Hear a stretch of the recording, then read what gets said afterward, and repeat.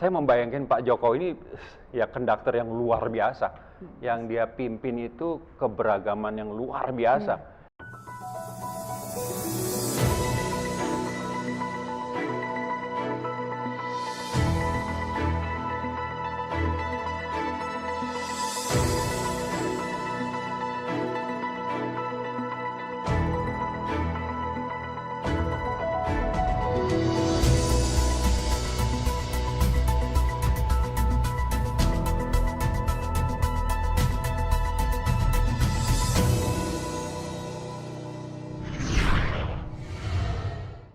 Halo Sobat Satrio, kita jumpa lagi dalam acara podcast Satrio Center. Seperti Anda ketahui, Satrio Center nanti kita akan bahas hal-hal yang terjadi di masa kini. Satrio Center merupakan leadership festival yang menghadirkan orang-orang yang sudah punya kontribusi bagi bangsa ini dan menghadirkan orang-orang calon pemimpin-pemimpin masa depan. Pada pagi hari ini kita bertemu kembali dalam acara yang menarik, luar biasa sekali. Kali ini tamu kita adalah seorang yang sudah sangat terkenal, yaitu seorang musikus, ya, terkenal dengan pimpinannya yaitu Twilight Orchestra yang didirikan pada tahun 1991, kemudian sebagai konduktor, kemudian menjadi komposer dan karya terbarunya seperti yang sudah kita lihat seringkali, Mars NU, Mars TNI, Mars Mahkamah Agung dan lain-lain. Luar biasa sekali. Selain itu dalam kesempatan yang luar biasa ini kita nanti juga akan ditemani oleh dua orang panelis yang masih muda-muda, tapi saya akan sapa dulu Mas Adi MS. Ya, apa kabar Mas? Alhamdulillah baik. Sehat-sehat ya Mas ya. Baik, kali ini kita ditemani oleh dua orang dari Satrio Center juga, yaitu yang pertama adalah seorang perempuan cantik. Nah, prestasinya luar biasa. Tidak mau diam karena beliau adalah pegiat sosial dan sekaligus relawan. Nah, kemudian beliau pernah menjadi kreatif director di salah satu perusahaan advertising. Di luar itu beliau juga sekarang ini menjadi salah satu komisaris di BUMN, yakni PT Eltran Indonesia, anak perusahaan dari PT Lem. Luar biasa Mbak Sinar Sinta. Thank you Mas Sesuai Fajar. dengan Makasih Mas Thank you, Adi. Mbak Sinta. Salam kenal. Makasih. Sesuai dengan namanya selalu bersinar gitu. Nah, kemudian panelis yang kedua kita juga hadirkan orang yang luar biasa, jauh dari Jakarta, tapi cuman kira-kira paling 2 jam penerbangan. Beliau adalah salah satu ketua Dewan Pimpinan Wilayah partai politik yang partainya orang muda, anggota HIPMI juga di wilayahnya. Beliau bernama Mas Edi. Ya, mungkin lengkapnya saya bacakan namanya Ananta Agung Junaidi. Selamat. Terima kasih. Apa kabar Mas Edi? Baik, alhamdulillah sehat Mas Adi. Sekarang saya ingin tanya awal-awal dulu, kegiatan Mas Adi saat ini apa saja ya kira-kira yang terakhir ini? Terakhir ini sedang mengerjakan Mars dan himne dari Kementerian Perhubungan. Luar biasa Mas. Terus kalau saya ingin menanyakan kira-kira apa sih yang paling berkesan selama karir Mas Adi ini dalam musik itu yang memorable itu apa? Banyak, bingung saya. Yang tidak mengenakan banyak. Jadi jangan kira kadang-kadang salah satu aja yang mengenakan dan tidak mengenakan. Yaitu pada saat saya dengan Twilight Orchestra saya dan paduan suara, kita konser di Berlin. Nah, Berlin itu kan seperti kita tahu itu kota penting musik klasik ya, musik simfonik itu, wah di sana tuh udah ya seperti kita dengan gamelan keroncong gitu ya, yang akrab sekali. Stres saya, gimana ini konser hallnya tuh di konser hall yang bersejarah gitu. Ya, klasik biasanya. Hitler favorit nonton di situ pokoknya waduh salah satu yang tertua gitu dan terbaik. Wah gitu. Sampai waktu kita datang ke sana aja untuk survei, saya nggak dipercaya bawa orkes. Hah? Orkes? Must be gamelan orkestra, dia bilang. Oh enggak, it's symphonic orchestra like yours, aku bilang. Gitu ya, kayak tapi ternyata begitu kita tampil tahun 2012 itu Itu standing ovation. Luar biasa. Minta lagu tambahan 2 kali angkor. Saya masuk atau silam ke belakang panggung pertama kali kan konduktor ya. Itu yang menyambut orang yang tadinya meremehkan. Bravo maestro. Itu pertama kali saya bangga, tapi di sini serasa ada Garuda gitu. Jadi Indonesia yang di Eropa memang tidak ada citra apa namanya negara yang kenal orkes simfoni, musik klasik apa segala macam. Ternyata sampai sana kita bisa tunjukkan Indonesia juga punya gitu.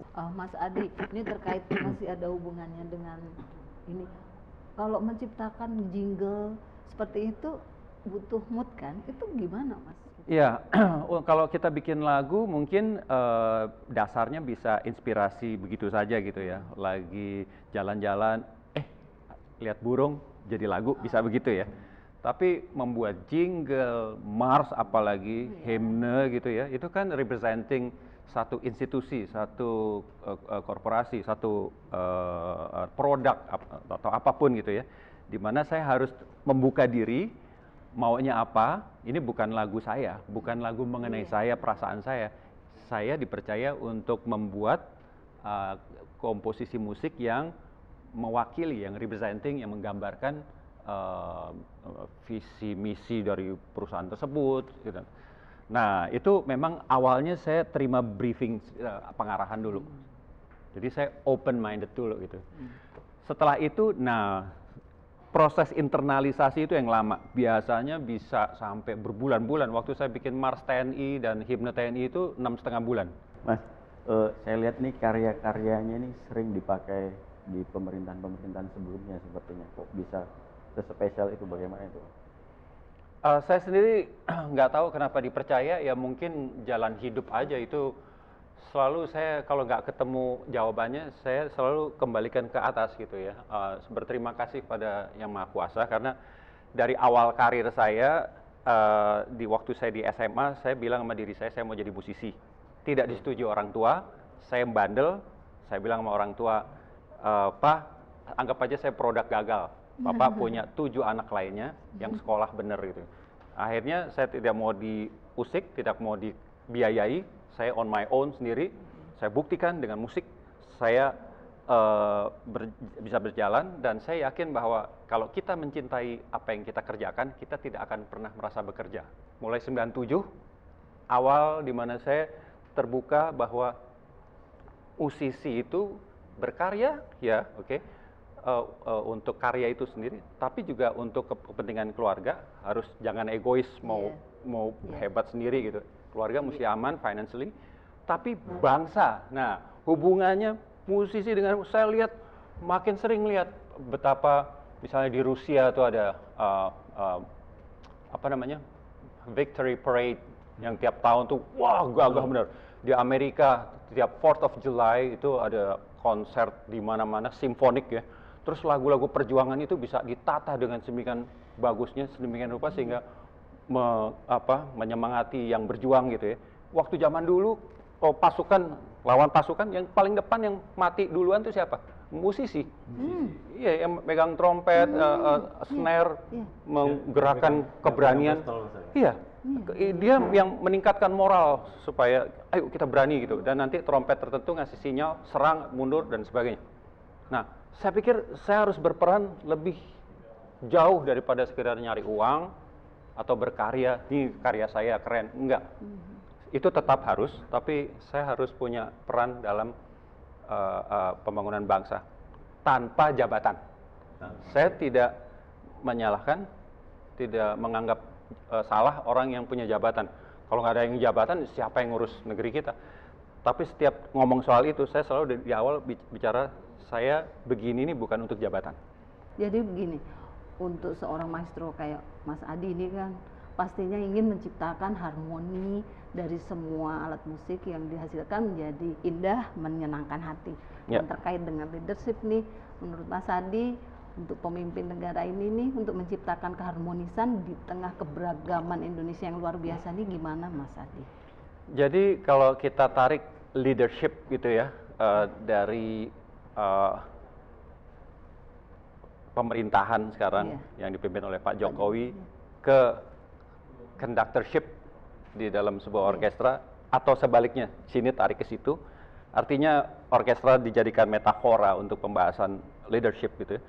Itu, waduh, menarik sekali, dan terus terang saya selalu ngelihatnya dari situ gitu ya. Banyak kesamaannya gitu ya. Bahwasanya pemimpin seperti Pak Jokowi itu bukan hanya memimpin Indonesia yang amat majemuk, beda dengan bangsa negara-negara di Arab misalnya, wujudnya semua sama, agamanya ya kurang lebih 1, 2 gitulah. Kita nih begitu banyak agama, beragam, ada ratusan suku, bahasa, tersebar di banyak pulau, hampir 17.000 pulau gitu ya. Itu gimana gitu ya? Pilihannya kan bisa dengan cara otoriter atau keras gitu ya, atau bisa cara Pak Jokowi, Jokowi's way.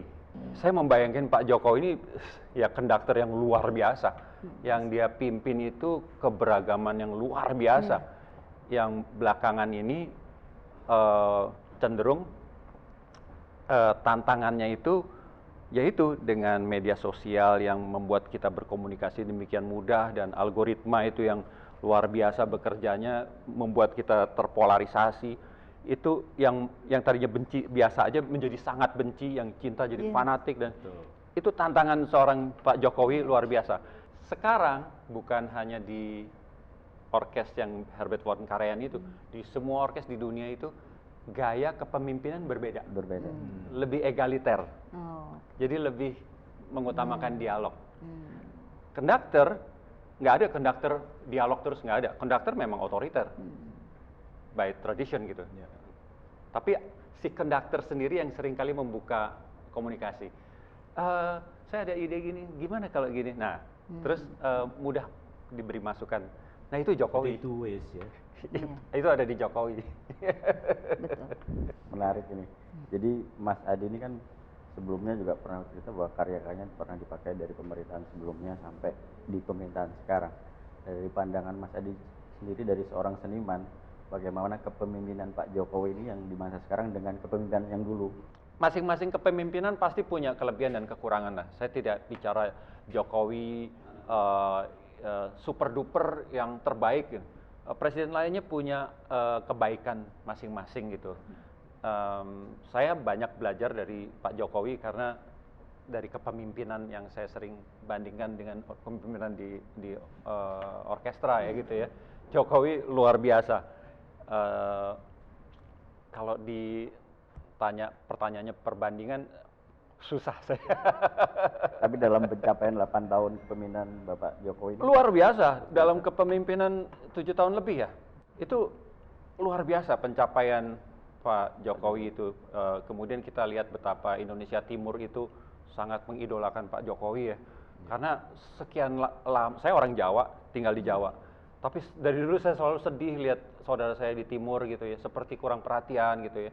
Jadi unsur eksekusi itu cukup penting ya. Betul.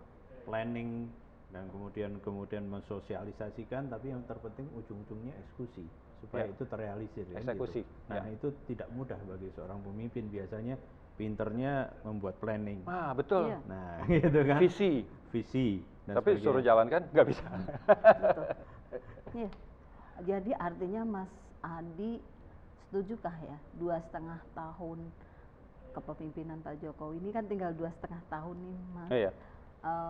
Apa ya kalau begitu sisa 2,5 tahun ini prioritas apa ya yang harus diselesaikan Pak Jokowi untuk sisa jabatan ini? Saya kira sebenarnya udah terlihat bahwa beberapa pembantunya itu sudah tidak fokus gitu ya. Padahal di 2 tahun terakhir atau berapa tahun? 2,5 atau 2 tahun terakhir ini yang sangat menentukan untuk merampungkan apa yang sudah sedemikian hebat dijalankan oleh Pak Jokowi, dan juga memikirkan keberlangsungannya, peralihan supaya dia tetap berjalan gitu ya, berikutnya gitu ya. Dan itu tanpa pembantu-pembantu yang baik. Jokowi bukan Superman, dia nggak bisa sendirian gitu. Dia hebat, leading by example.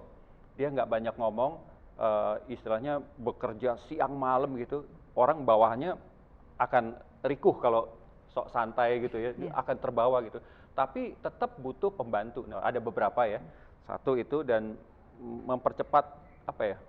Perampungan dari finalisasi yang belum selesai. Nah, khususnya yang tidak mungkin selesai seperti IKN dan Iya. sebagainya, itu memang dia mau nggak mau Pak Jokowi tetap harus terlibat dalam transisi kepemimpinan. Dia hebat, dia tidak ambisi untuk terus memimpin periode ketiga, itu kan cuma bikinan Iya, gimmick-gimmick itu. lawannya ya gitu ya. Pak Jokowi sendiri dari awal udah jelas tidak tertarik. Tapi Pak Jokowi kelihatan amat concern terhadap keberlangsungan. Dan dengan kepemimpinan yang berkesinambungan sekian lama, akhirnya bayangkan itu luar biasa kalau kita mau buka mata ya. Nah, kalau kita kan dibatasi 5 tahun, oke, extend ke another 5 years gitu. Kemudian tapi 10 tahun kan, nah, banyak hal yang tidak mungkin selesai dalam 10 tahun. Iya. Bayangkan kalau kita Iya. tidak bisa mencapai, tidak bisa mendapatkan atau mempunyai kesepakatan atau komitmen untuk kepemimpinan berkesinambungan. Ya udah, setiap pemimpin hapus yang lalu, yang sekarang, gitu. Begitu terus. Rebranding lagi. Kita maju, mundur, maju. Betul. Sayang bangsa Mulai kita. dari nol lagi, nol lagi. Nah, Betul. ini menarik ini Mbak Iya. Sinta sama Pak Fajar. Terutama terkait takutnya kepemimpinan selanjutnya nanti menghapus visi misi yang pimpinan Iya. sebelumnya. Iya. Nah, terkait PR besar yang sudah dieksekusi oleh Pak Jokowi terkait IKN, bagaimana Mas Adi? Menurut Mas Adi, apakah nanti setelah kepemimpinan Pak Jokowi ini IKN bisa terbangun dengan baik sesuai dengan visi misi Pak Jokowi atau tidak? Wah, kalau itu saya tidak bisa menjawab karena amat sangat bergantung pada hasil Pilpres 2024. Ya itu, kuncinya di siapa yang memimpin nanti ya. Saya berharap orang itu punya satu orientasi pemikiran yang menyeluruh ke depan gitu, bukan soal egosentris mengenai dia sebagai pemimpin ingin dikenal memiliki legacy ini itu yang luar biasa, tapi kita semua adalah bagian dari sesuatu yang besar gitu. Baru kita bisa mengharapkan pemimpin yang seperti itu ya, tidak egoistis gitu ya. Karena IKN sendiri kita udahlah, itu bukan ide Pak Jokowi, bukan orang kadang-kadang menuduh itu proyek besarnya Pak Jokowi untuk supaya Jokowi punya legacy. Itu kan rencana puluhan tahun yang lalu kan ya. Bahkan dari era Bung Karno. Dari era Bung Karno sebenarnya bukan Jakarta kan, ya kan? Nah, terus tidak ada yang bisa mengeksekusi karena memang sulit gitu. Tapi sekarang Pak Jokowi dengan segala kesulitannya dia berani mengeksekusi, membuka awalnya gitu ya. Berarti langkah Pak Jokowi memindahkan ibu kota ke Kalimantan Timur sudah tepat ya? Itu tepat dan memang harus keniscayaan.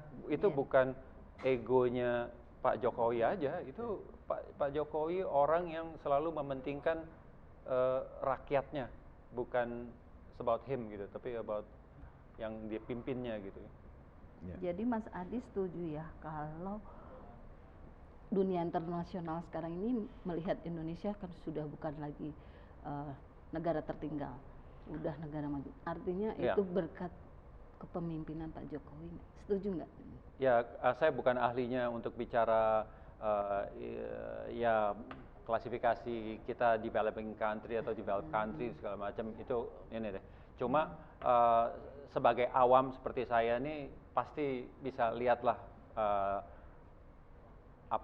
pandangan bangsa lain terhadap Indonesia, bagaimana Pak Jokowi itu ditinggikan di macam-macam negara gitu ya, baik melalui wawancaranya yang 1 halaman di Jepang dan kemudian jadi nama jalan di mana, Dubai ya, masjid, nama masjid dan kemana-mana dia selalu menjadi fokus gitu ya, karena Pak Jokowi. Dan banyak kalau kita naik taksi ke luar negeri itu Indonesia, Pak Jokowi. Saya membayangkan zaman dulu kalau ngomong presiden Indonesia, kalau dia tahu saya orang Indonesia, Soekarno. Iya, betul. Seperti itu. Sekarang bisa begitu. Betul. let's face it gitu. Itu buat yang benci ya silahkan benci, tapi terima itu kenyataan. Betul. Pak Jokowi sedemikian tingginya apa namanya citranya di dunia internasional. Iya, betul. Saya rasa kita sebenarnya masih pengen diskusi banyak tentang musik, tentang kepemimpinan, tapi waktu jua yang mungkin kita harus ada closing statement, Mas Adi. Kira-kira pimpinan masa depan idealnya gimana supaya kesinambungan tadi yang dibilang supaya tidak juggling, tapi kesinambungan ke depan itu ideal. Seperti apa kepemimpinan? Ya, saya pengennya kepemimpinan seperti Pak Jokowi. Dan saya pikir kalau yang ke depan ini kita harus membuat kriteria ideal bagi seorang pemimpin yang mempunyai kemampuan diplomasi seperti Pak Jokowi, ya dalam meyakinkan kiri kanan yang berlawanan sebagainya, dalam hal dia komunikasi verbal kurang. Dan bisa soal merangkul. kebahasaan misalnya. Tapi dia berkomunikasi. Komunikasi kan nggak bisa ini, dia bisa dengan gaya semiotika misalnya, dengan cara dia memakai batik gitu ya, menunjukkan sikap dia gitu ya. Waktu ada demo di Monas gitu ya, orang pikir dia ngumpet gitu, malah dia datang ke sana gitu ya, mencuri panggung gitu ya. Itu ada teroris bikin bom di Sarinah, depan Sarinah, itu membuat supaya kita semua takut gitu ya, teror kan membuat orang takut. Dia malah ya hajar aja 6 jam kemudian dia udah hadir di situ, tank mundur, semua mundur, kita perlihatkan kita tidak takut. Banyak gaya kepemimpinan, gaya komunikasi dia yang lebih hebat daripada berkata-kata. Action speaks louder than words. Itu menurut saya itu yang Jokowi lakukan. Harus ada pemimpin yang seperti itu, yang punya kepemimpinan dengan komunikasi yang efektif, tapi harus lebih tegas lagi. Waktunya untuk lebih tegas lagi. Ya, saya rasa Sobat Satrio, kita kembali lihat bahwasanya apa yang dicita-citakan oleh kita semua, Mas Adi MS sudah sampaikan. Ya, tentunya itu tidak mudah dan kita akan melihat dengan berjalannya waktu. Saya rasa kita tutup acara pada sore hari ini. Assalamualaikum, salam sehat dan sukses selalu.